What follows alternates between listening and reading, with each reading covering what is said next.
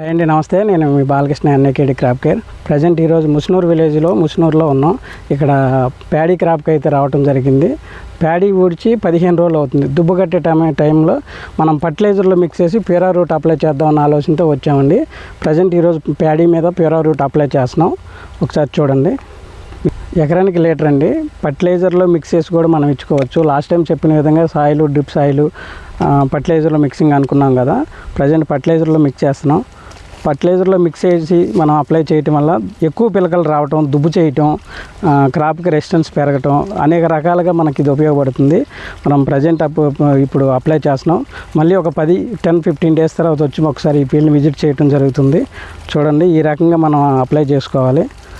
Apply చేసుకుని total కలిసేటట్టు మనం కలయి తిప్పుకొని దీన్ని తోట మీద అప్లై చేయాలి.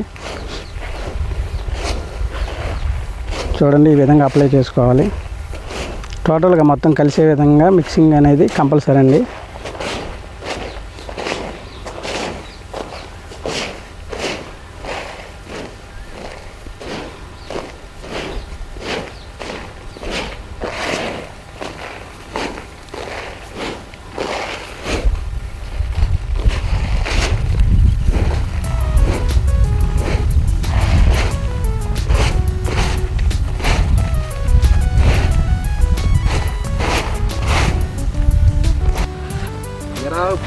కొడుతున్నా మార్గ